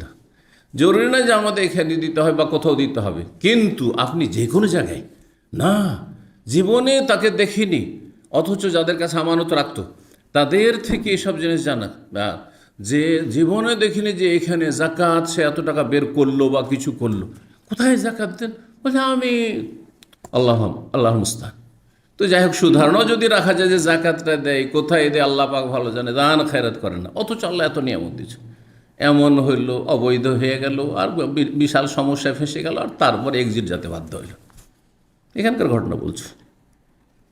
তো এই হাদিসগুলো শুধু এই নয় যে শুধু আপনাকে ভয় দেখানো হয়েছে আর এতে আপনাকে দান খেরাতের জন্য উৎসাহিত করা হয়েছে। অনেকে কিন্তু মনে করেন যে এগুলো শাসনমূলক অথবা ধমকমূলক কথা না, বাস্তব কথা। আপনি খরচ করুন, দেখবেন যে আল্লাহ অনেক রাস্তা খুলে দিচ্ছে। খরচ করবেন না, টাইট করবেন না, আল্লাহও টাইট করে দেবেন। এইরকমই যারা আয় ইনকাম করছেন কিন্তু বৃদ্ধ বাপ মার খোঁজ খবর নিচ্ছেন না, অসহায় ভাই বোনের রয়েছে, অভাবী রয়েছে, আল্লাহ অনেক আপনাকে সুখ দিয়েছে, তাদের খরচ খোঁজ খবর নিচ্ছেন না, তাদের সাহায্য সহযোগিতা মোটেই করছেন না, আল্লাহ ধীরে ধীরে আল্লাহ আপনার টাইট করে দেবেন। রিজিকের রাস্তা সংকুচিত হয়ে যাবে। খরচ করুন, আনফিক ইউনফিকুল্লাহু আলাইক। আরেকটি হাদিস, তুমি খরচ করো, আল্লাহ তোমার উপর খরচ করতে থাকবে, আল্লাহ তোমার উপর ব্যয় করতে থাকবে। জি, আল্লাহ তৌফিক দান করেন। ঈমান ইয়াকিনের বিষয়, এগুলো ইয়াকিন মানে ওইভাবে বিশ্বাস করতে হবে যেমন বিশ্বাস করছেন যে আমি আপনাদের সামনে বসে আছি, আপনারা আমার সামনে আমার আলোচনা শুনছেন। এটাতে যদি দুনিয়া বলে যে না না না এটা ঠিক নয়, আপনি ভুল বলছেন, বিশ্বাস করব না? আপনারা বিশ্বাস করবেন? ঠিক ওই রকম রাত এখন দিন নয়, সারা দুনিয়া যদি আমাকে বলে যান এখন দিন, তবু বিশ্বাস করব না, যে তোমাদেরটা ভুল আমারটা ঠিক, ঠিক কিনা? ওই রকম গাইবী কথাগুলি যে কোরআনে হাদিসে এসছে যে যারা বেশি হিসাবই হবে আল্লাহ হিসাব করে করে দেবে। ঠিক আছে, ঠিক আছে, আমিও টাইট করছি তোকে। জি, আল্লাহ বুঝার তৌফিক দান করুন। 22 নম্বর আয়াত বলছে বাবু সাদাকাতে ফি মাস্তাতা। এ অধ্যায় হচ্ছে যথাসাধ্য দান খেরাত করা সম্পর্কে, বা সামর্থ্য অনুযায়ী দান সাদকা করা সম্পর্কে। ফি মাস্তাতা, ইস্তেতা মানে ক্ষমতা, যার যেমন ক্ষমতা, যার যেমন সাধ্য, যার যেমন আয় উপার্জন, তারপরে খরচ, দায়িত্ব কীরকম, এই সবগুলি মিলিয়ে কি করবে? দান খেরাত করবে। সবাই যে একই রকম দান খেরাত করবে জরুরি নয়। যে আপনারা দুজন একই জায়গায় কাজ করছেন, দুজনের আপনারও 1000 বা 2000 বেতন, ওরও 2000 বেতন, জরুরি নয় যে 2000 আমারও 2000 তোমারও 2000 সমান সমান দান খেরাত হতে পারে। আপনার 2000 কিন্তু খরচ মাসে 500 রিয়াল হয় না, আর একজন 2000 কিন্তু 2000ই তার সংসারে খরচ জরুরি হয়ে যায়। তার বড় সংসার রয়েছে, তার দায়িত্ব বেশি রয়েছে, ভাই বোনদের দায়িত্ব রয়েছে, বাপ মায়ের দায়িত্ব রয়েছে, আপনার নাই হয়তো।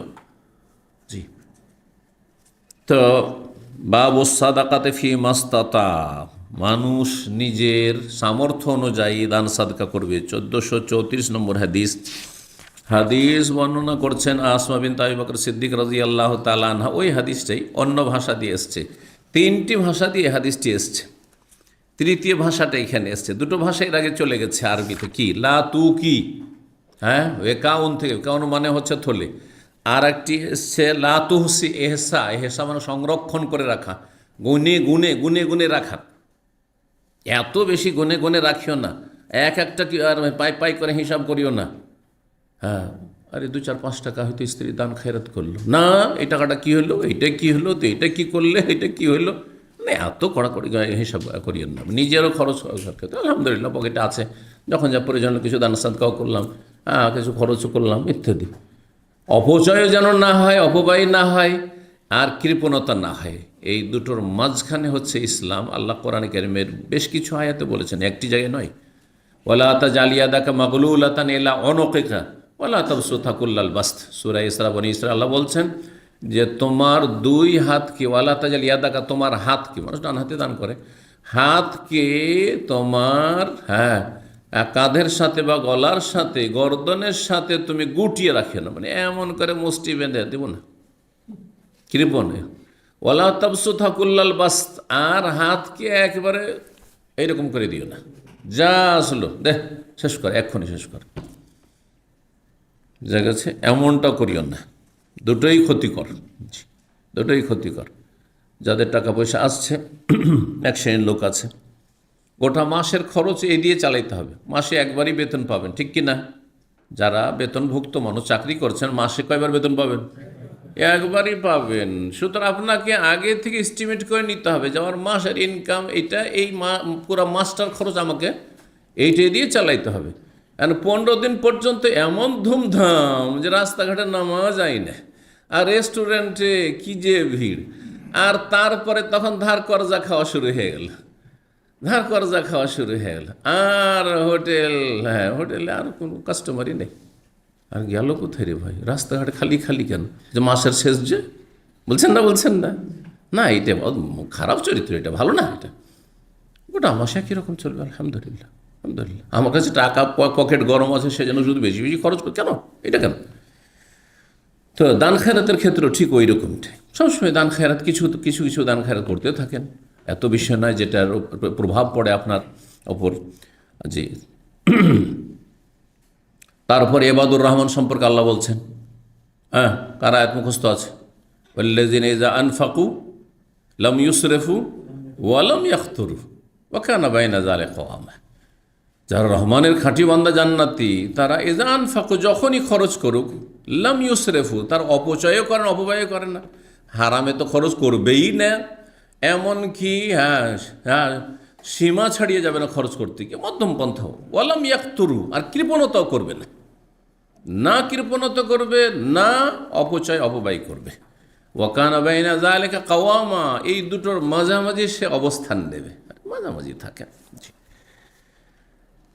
তো এই হাদিসে বলছেন, নবী সাল্লাল্লাহু আলাইহি সাল্লামের কাছে আসলেন আসমা রাদিয়াল্লাহু তাআলা আনহা। ফাকাল, তখন রাসূলুল্লাহ বললেন, লা তুই ফায়ুই আল্লাহু আলাইকে, তুমি ওয়াউন, ওয়াউন মানে হচ্ছে থলে, ব্যাগ, ওয়াউন। আর ওয়েকাউন, ওয়েকাউন থেকে লাতুকি, আর ওয়াউন থেকে লাতুই।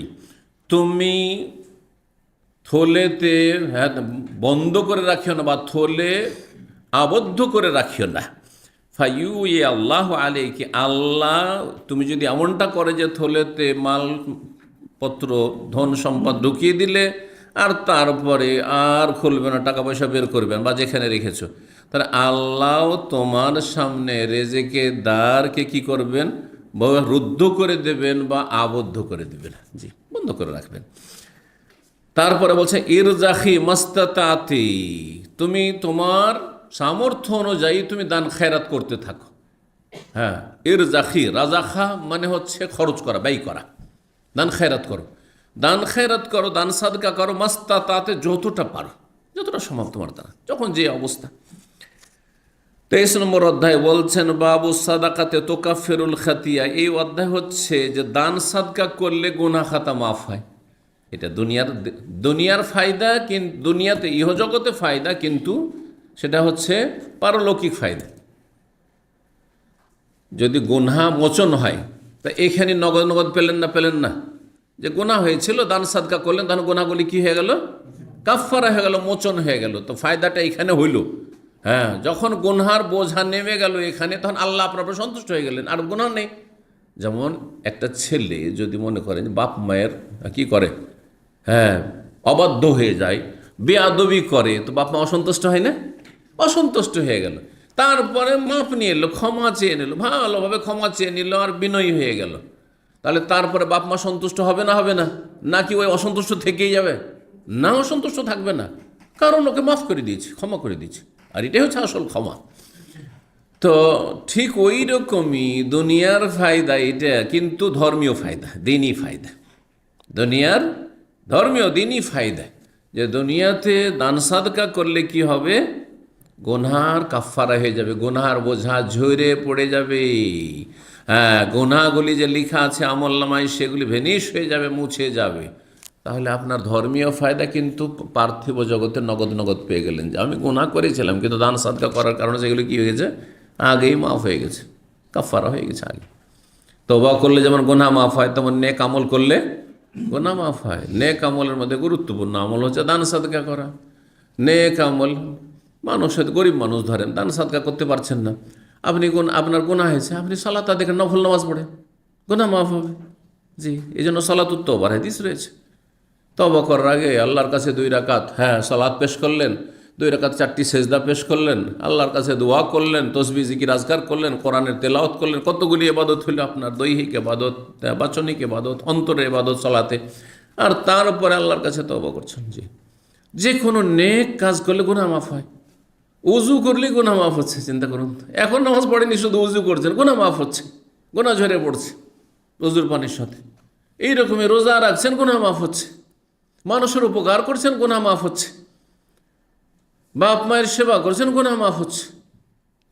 এইরকমই দান সাদকা করবেন, গুনাহ মাফ হবে। তো এই অধ্যায় ইমাম বুখারী বলছেন, এই অধ্যায় হচ্ছে as-সাদাকাতু তুকাফফিরুল খাতিয়া। দান সাদকা করলে গুনার কাফফারা হয়ে যায়, পাপ মোচন হয়ে যায়।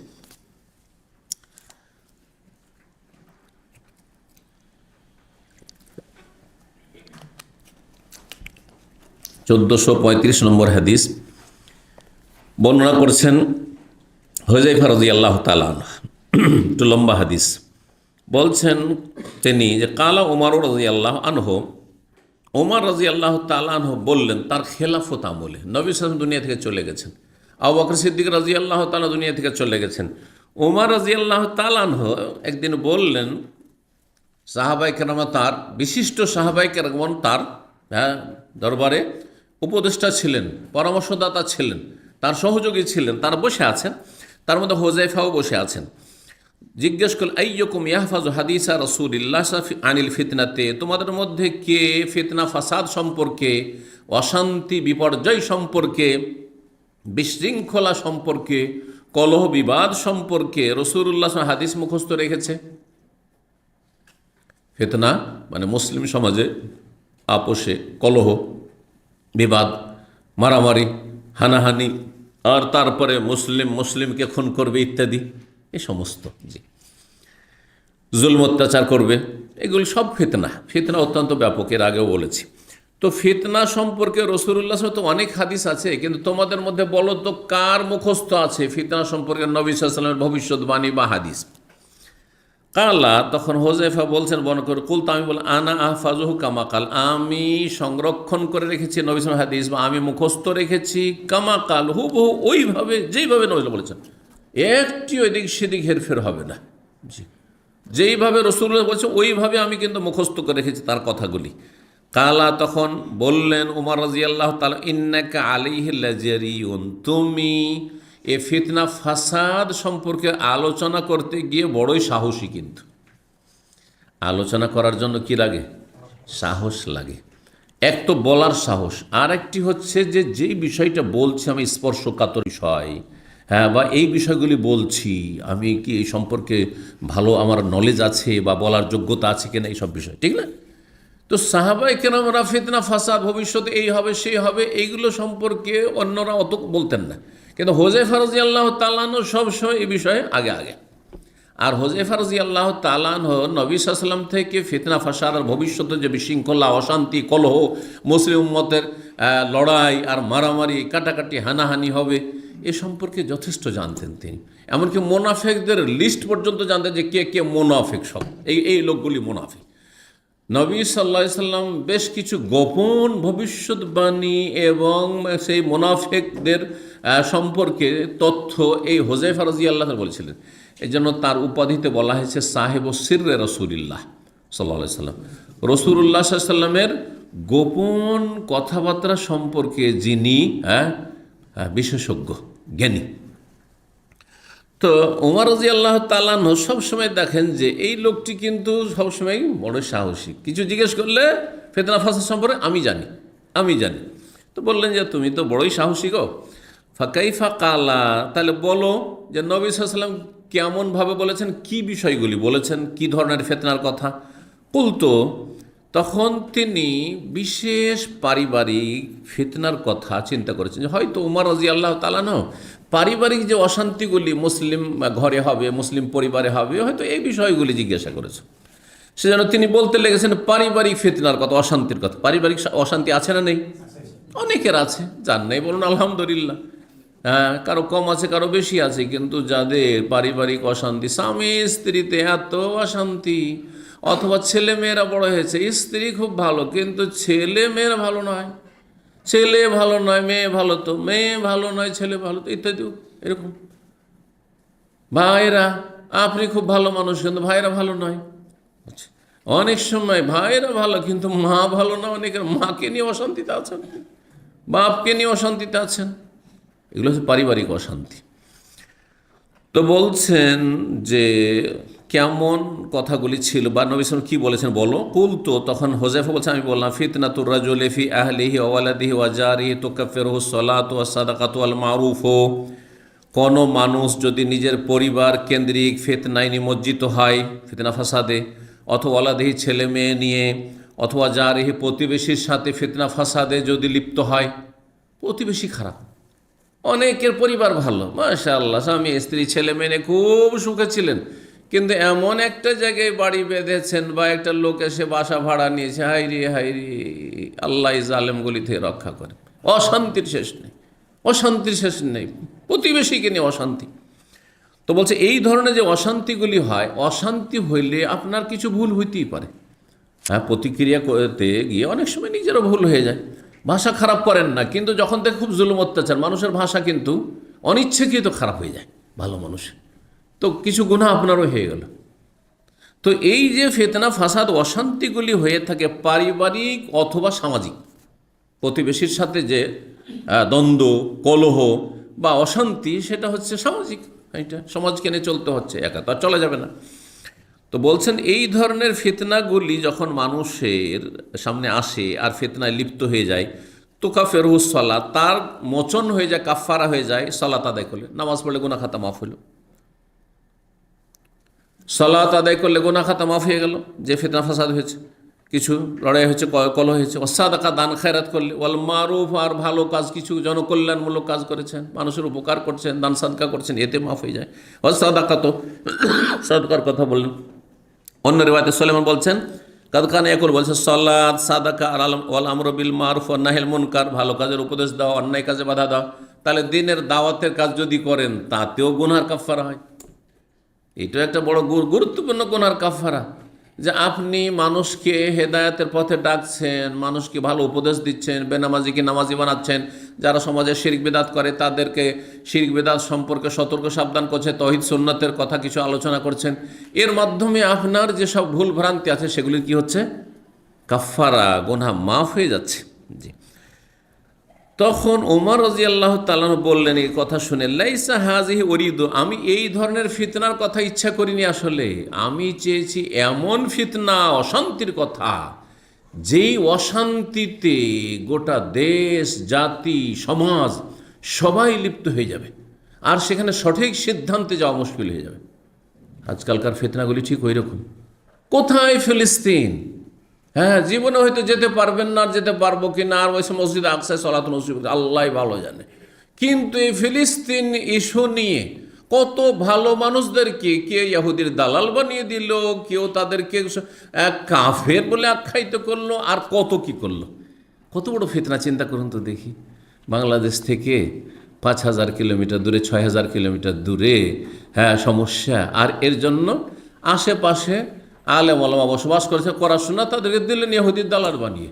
আপনার কাছের লোকগুলি আপনার এমন শত্রু হয়েছে যে তাদেরকে দেখতে পারেন না, আর সুযোগ পেলে হয়তো মেরে দিবেন, অথচ সমস্যা কত দূরের, আসল তথ্য কিছুই হয়তো জানার কোনো সুযোগ নেই, শুধু অনুমান ভিত্তিক, তাই না, আবেগ ভিত্তিক, অনুমান ভিত্তিক। কত বড় ফিতনা। তারপরে কোনটা ঠিক, হকটা কার সাথে আছে, এখানে অন্যায়কারীকে, জনগণ মজলুম, এতে কোনো সন্দেহ নাই। হ্যাঁ, কিন্তু হামাস তাদের আকীদা মানহাজ কি, এবং তারা কি আসলে হিতাকাঙ্ক্ষী না কারো সাথে সে পলিটিক্স করছে মানুষের, মুসলিম জাতির খুন নিয়ে, এসব আমাদের কোনোটাই জানা নেই, পজিটিভও জানা নেই, নেগেটিভ জানা নেই। তাহলে আমার এখান থেকে চূড়ান্ত সিদ্ধান্ত দেওয়ার অধিকারই বাকি আছে। কথা বুঝতে পারছেন না, পারছেন না? আমি যদি বলি যে তারা ভালো, আর যদি ভালো না হয় তবু আল্লাহর কাছে ফেসে যাব, আর তারা খারাপ আর সেটাই বলে দিলে এত দূর থেকে, আর সেই কথা যদি আমার মিথ্যা হয়, তাহলে আমি আল্লাহর কাছে ফেসে যাব, যে তোমাকে বলার অধিকার, এই গাইবের কথা বলার অধিকারটাকে দিল। আমি নিরাপদ, আমি চুপ থাকি এ বিষয়ে। বুঝতে পেরেছেন কথা? এইরকমই সৌদি আরব কি হচ্ছে না হচ্ছে, দেশের জনগণ বাংলাভাষী সুবহানাল্লাহ সবচেয়ে বেশি অ্যাক্টিভ। এই হচ্ছে তো সেই হচ্ছে।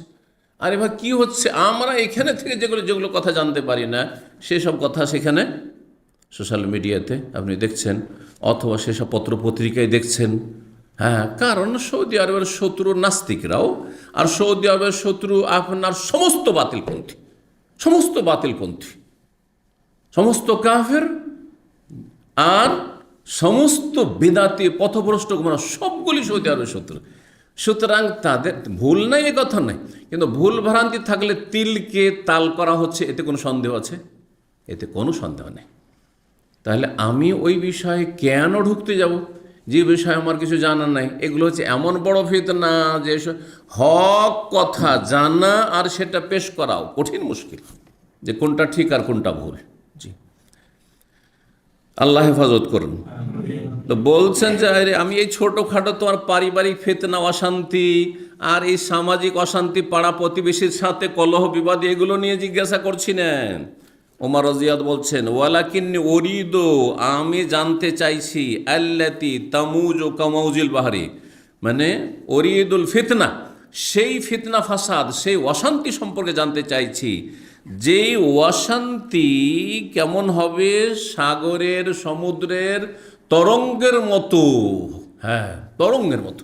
সাগরে যখন ঢেউ, যখন জোয়ার থাকে আর বাতাস থাকে, তখন তার তরঙ্গ দেখেছেন, হ্যাঁ, সেই রকম অবস্থা হবে ফিতনা ফাসাদের।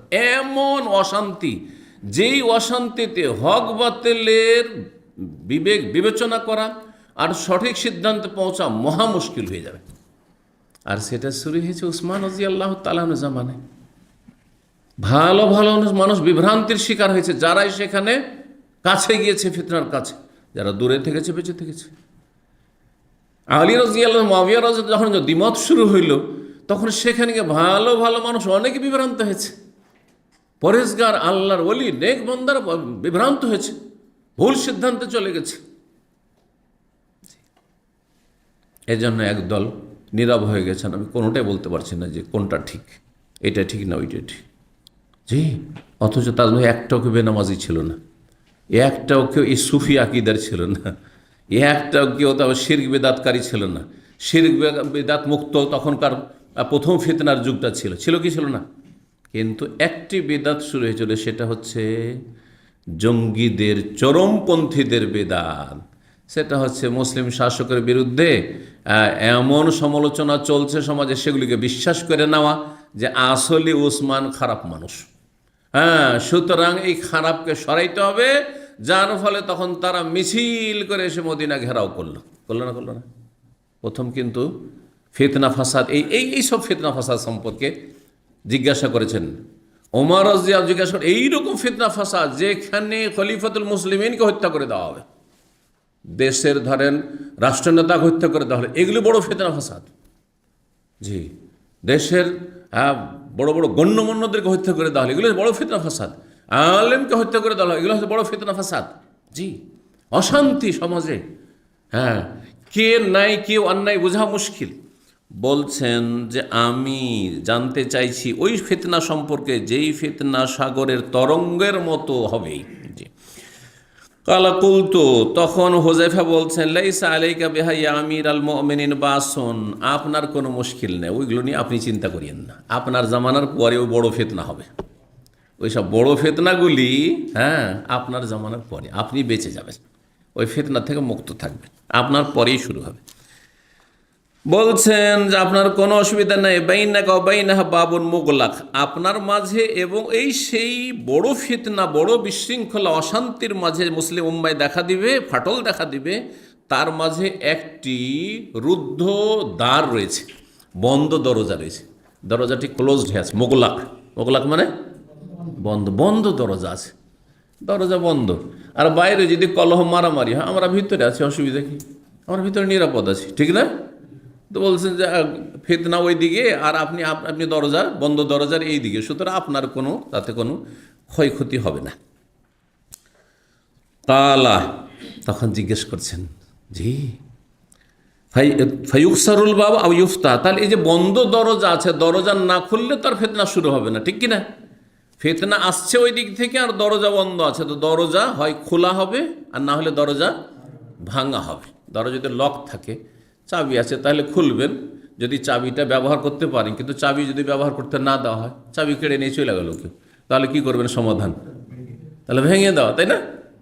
তো জিজ্ঞেস করছেন ওমর রাদিয়াল্লাহু আনহু হোজাইফাকে, আচ্ছা সেই দরজাকে খোলা হবে স্বাভাবিকভাবে, না ফায়ুকসারুল বাব, কি করা হবে? দরজা ভেঙে দেওয়া হবে। কালা কুল, তো তখন আমি বললাম, হোজাইফা বলছেন, লা লা, না, দরজা খোলা হবে না, বাল ইউকসার, দরজা ভেঙে ফেলা হবে।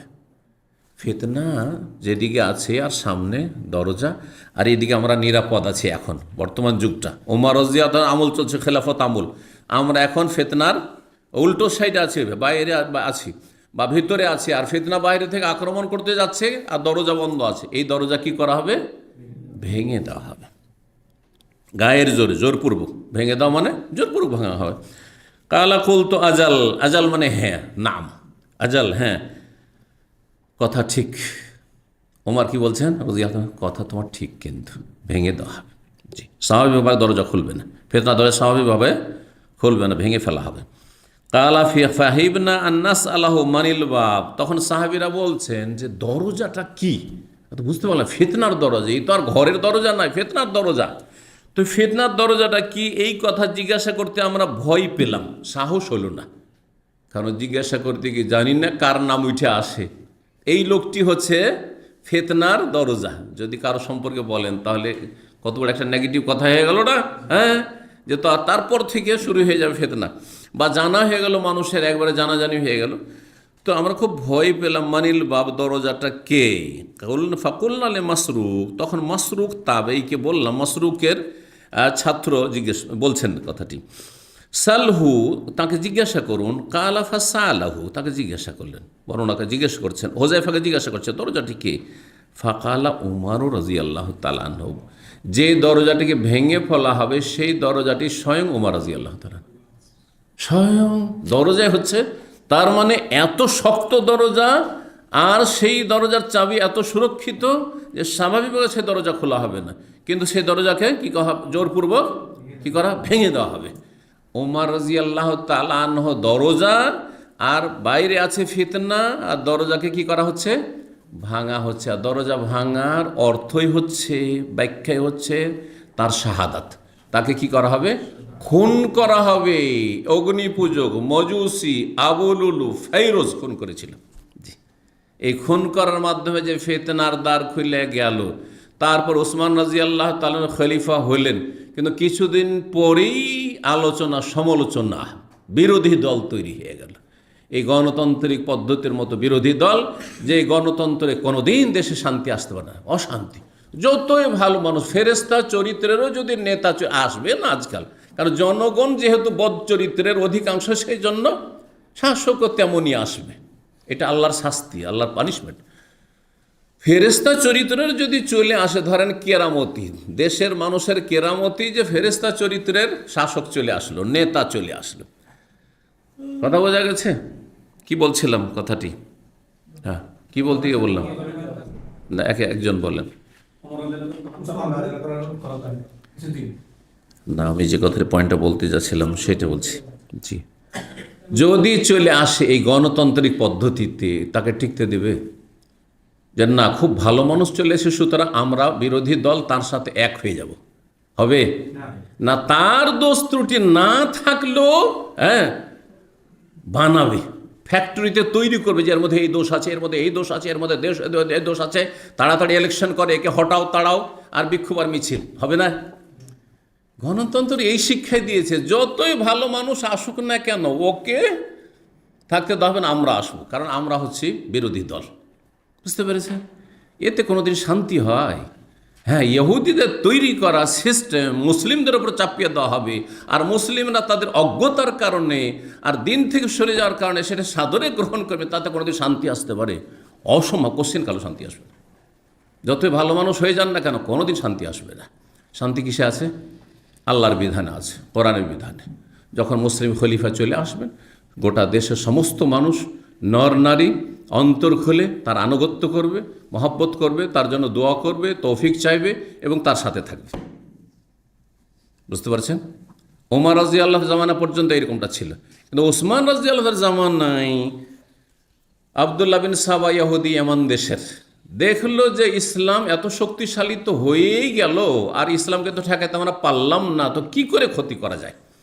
তখন সে নামকে আস্তে কালেমা পড়ে নিল, কিন্তু পাক্কা ইহুদি। ইবনে সাবা নাম শুনেছেন কোনোদিন? এই ইহুদি কালেমা পড়ে নিল, আর কালেমা পড়ার পরে সে তখন মুসলিম বিভিন্ন দেশে সে বিচরণ করা শুরু করলো। শাম দেশে গেল, কিন্তু সেখানে কোনো তাল পেল না, কারণ সেখানে মুআবিয়া রাদিয়াল্লাহু আনহু স্ট্রং নেতা। সেখানে দেখতে পেলে এই বদমাইশ, তাড়িয়ে দিলেন সেখান থেকে। মিশরে চলে গেল, যাওয়ার পরে মিশরের লোক আবেগী, তাদেরকে পেয়ে গেল। আর জানো মদিনায় যা হচ্ছে না, ওসমান যা করছে না, স্বজন প্রীতি, নিজের বংশধরকে বড় বড় পদ দিয়েছে, আর আমাদের কিছু দিচ্ছে না, গরিবের খোঁজ খবর নিচ্ছে না। আর এই তিলকে তাল করে, যেগুলোর কোনো বাস্তবতা সামান্যতম কিছু নেই, এমন করে দিল। বিশাল একটি দল চলে আসলে, বিদ্রোহী দল মদিনা ঘেরাও করলো, আর তাও টার্গেট করলো হজের মৌসুম।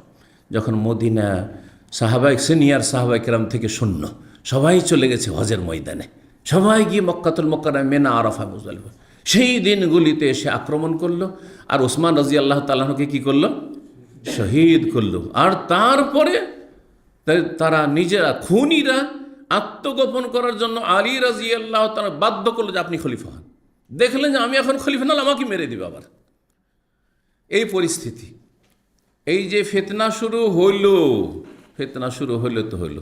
তারপর ওসমান রাদিয়াল্লাহু তাআলা আনহু শাহাদাতের পরে আলী খলিফা হইল, আর এক ফিতনা শুরু হয়ে গেল যে মুআবিয়া বললেন যে ঠিক আছে আলী, আপনি যে খলিফা হইলেন, আর আমার নিকট আত্মীয় উসমান, তাকে যেভাবে নির্মমভাবে হত্যা করা, খুন করা হইল, আর এই সব লোকগুলি নির্দ্বিধায় ঘোরাফেরা করছে, বুক ফুলিয়ে ঘোরাফেরা করছে, এদেরকে কেসাসে হত্যা করা হোক। উনি বলছে আমি হত্যা করবো, আমাকে তো হত্যা করে দেবে এখন, তাদের কাছে এত দুর্বল হয়ে আছি, সুতরাং আমাকে তো সাপোর্ট করো, তুমি আমার সাথে বায়াত করো, মেনে নাও খলিফা হিসেবে, আর তারপরে তখন ধরি এদেরকে। তারপরে কয়েকশো লোককে তো ধরা যাবে না একসাথে, আমার ক্ষমতায় কোথায় তখন এইরকম। তো ঠিক আছে, কারা কারা খুন করতে ঢুকেছিল উসমানের ঘরে, ওদেরকে তখন তদন্ত করা হবে, তুমি একটু সাপোর্ট করো। বলছেন না, আগে কেসাস, তারপরে আপনাকে মানব। এই যে আর ঝামেলা বেঁধে গেল। এই যে ফিতনা শুরু হইল তো হইল, আর তারপরে ফিতনা কত ফিতনা। জি, আজকে এই ফিতনায় চোখের সামনে আমার 90-এর দশকে দেখলাম ইরাক কত শক্তিশালী দেশ ছিল, আজকে ইরাক জাহান্নামে পরিণত হয়েছে, অশান্তি সেখানে। জি, বিশেষ করে সুন্নিরা যে কি নির্যাতিত সেখানে। জি, শিয়া রাফেজিদের দ্বারা, আল্লাহর দুশমন, রসুলের দুশমন, সাহাবাকার দুশমন দ্বারা কত নির্যাতিত, যেখানে সেখানে তাদের খুন করা হচ্ছে। আউযুবিল্লাহ, মানুষ বাস করার মতো সেই দেশ ছিল, অথচ কত শক্তিশালী একটি দেশ ছিল। কাফেরদের ষড়যন্ত্রের শিকার, এগুলি হচ্ছে ফিতনা, বড় ধরনের ফিতনা। সুতরাং কখনো এমন পরিস্থিতি তৈরি করায় সহযোগিতা করবেন না যেখানে গৃহযুদ্ধ লাগতে পারে। যতই খারাপ নেতা হোক না কেন, সবর করে ধৈর্য ধারণ করেন। আর আপনি পাশের যেসব দুশ্মনরা রয়েছে, যারা চায় দেশটিকে ধ্বংস করে দিতে বা আপোষে মুসলিমদেরকে লড়িয়ে দিতে, তাদেরকে কখনো কোনো দেশ সম্পর্কে, আমি আমভাবে বলছি, কখনো সুযোগ দেবেন না। আল্লাহ রাব্বুল আলামিন যেন আমাদেরকে শান্তিতে রাখেন, ফিতনা মুক্ত রাখেন। তো বলছেন যে ওমর রাদিয়াল্লাহু তাআলা আনহু হচ্ছেন কি, ওই যে ফিতনার সামনে রুদ্ধ, বন্ধ দরজা। জি, বন্ধ দরজা। কালা কুলনা, তখন আমরা জিজ্ঞেস করলাম হুযায়ফাকে যে ফালেমা ওমর মানতানি, আচ্ছা ওমর কি জানেন যে তুমি যে ইশারা ইঙ্গিতে বললে ফিতনার একটা দরজা বন্ধ আছে, সেই দরজাটা কে? এই কথাটি কি তিনি জানেন, বুঝতেন তিনি? বলছেন নাম, অবশ্যই তিনি জানতেন, তিনি অবশ্যই বুঝতেন।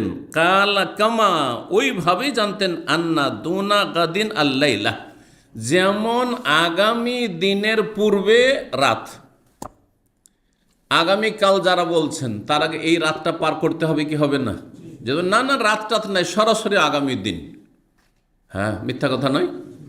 যেমন নিশ্চিত জানা আছে যে আগামী দিনে পা দিলে আমাদেরকে রাতটা পার করতেই হবে, ঠিক তেমনই উমর জানতেন যে সেই বন্ধ দরজাটি কে।